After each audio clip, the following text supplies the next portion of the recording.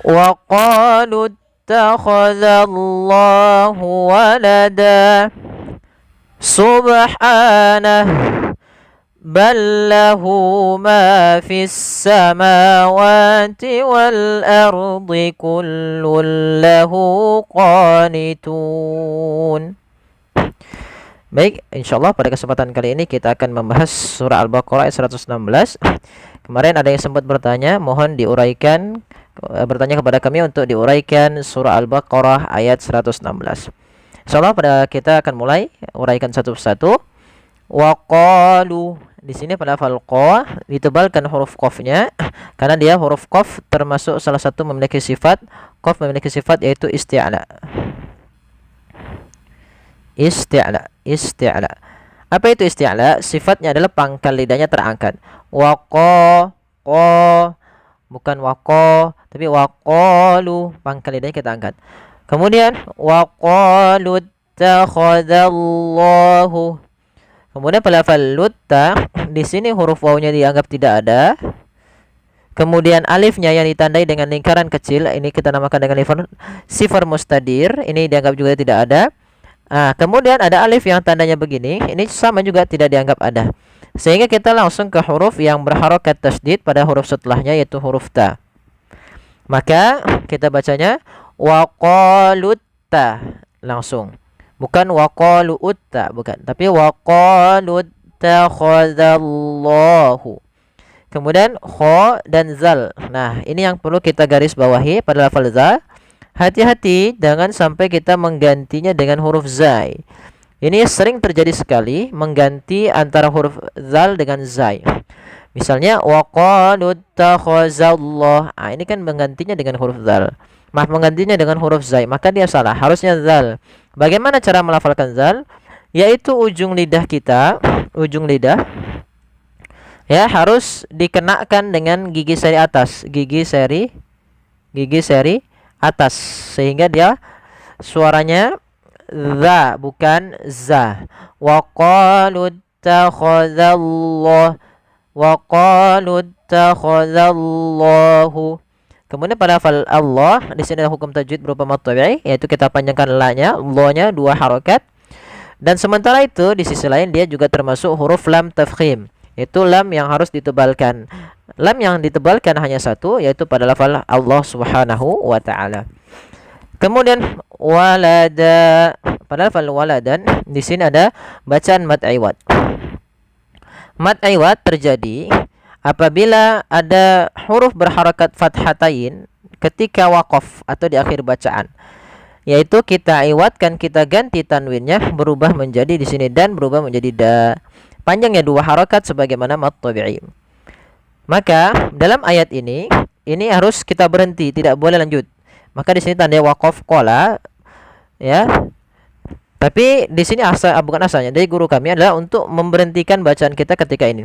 Wa qalu takhadallahu walada. Jangan langsung waladan subhanah, tidak. Tapi dia wajib berhenti.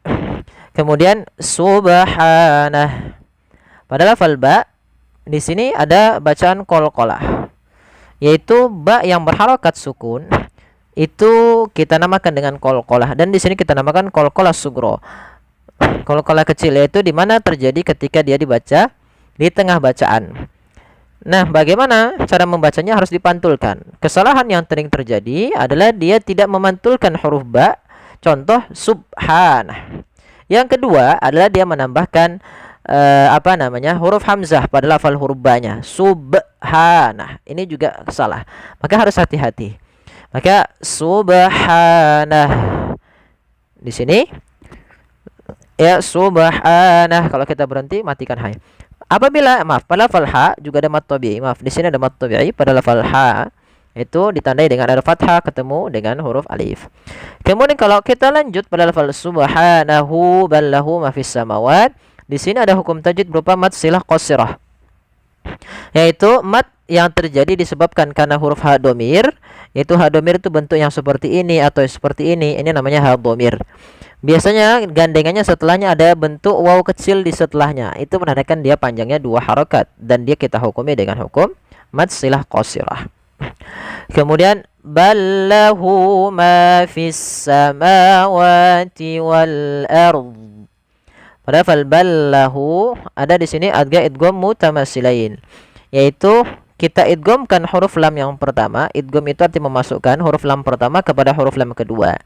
Idgham mutamatsilain terjadi ketika dua huruf yang sama makhraj dan sifatnya bertemu, yaitu huruf pertama lam sukun, yang kedua lam sukun. Maka dia kita namakan dengan idgham mutamatsilain. Cara membacanya, masukkan huruf lam pertama kepada yang kedua. Ballahu ma, pada falhu ada lagi mad silah qasirah, yaitu dua harokat.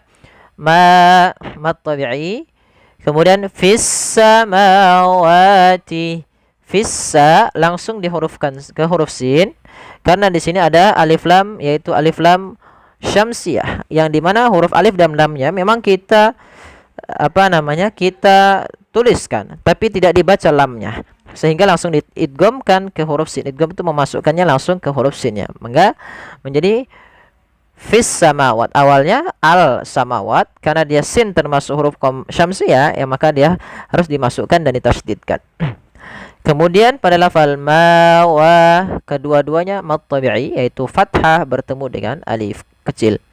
Kemudian wal ard, ketika kita waqaf, nah ini juga biasanya banyak terjadi kesalahan dalam melafalkannya, yaitu hanya membaca huruf ro-nya saja, ya. Wal ard, do-nya tidak dibaca, harusnya dibaca karena dia huruf yang paling terakhir dimatikan adalah huruf do. Maka wal ard, wal ard, wal ard, wal ard. Pada lafal wal ard di sini ada alif lam, yaitu alif lam qamariyah, alif lam yang kita tuliskan dan kita baca dengan jelas suara lamnya. Ro-nya di sini ada ro tafkhim, harus dibaca dengan tebal. Kemudian dot, jangan lupa untuk dia dibaca juga. Kemudian yang selanjutnya, kullun lahu qanitun. Pada lafal kullun di sini ada tanwin, kemudian bertemu dengan huruf lam. Maka ini kita namakan dengan bacaan idgham, kami lupa menuliskannya, idgham bila gunnah. Yaitu idgham tadi memasukkan, maka bagaimana cara membacanya? Yaitu kita masukkan tanwinnya ke huruf lam. Awalnya kullun menjadi kullul. Kemudian langkah kedua, dia tidak boleh ditahan tapi hanya masuk saja. Kullul lahu. Maka di sini kita namakan idgham bila gunnah, idgham tanpa disertai dengan gunnah. Kemudian pada lafal hu ada mad silah qasirah kembali, panjang dua harakat, qa mad tabi'i, dan lafal tun ini adalah mad arid lis sukun. Mad arid lis sukun, yaitu mad yang terjadi disebabkan ada sukun arid. Awalnya tuna karena kita wakaf nunnya mati, sebelum huruf nun mati ada huruf waw yang dimatikan pula, atau huruf mad.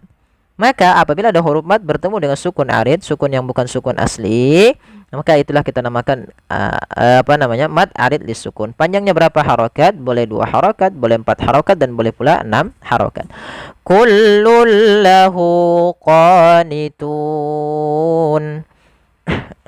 Alhamdulillah, kita telah menyelesaikan pembahasan kita pada surah Al-Baqarah ayat 116. Semoga ini bermantu bagi yang bertanya tadi. Terima kasih. Jazakumullahu khairan. Kurang lebihnya kami mohon maaf. Wabillahi taufiq wal hidayah. Wassalamualaikum warahmatullahi wabarakatuh.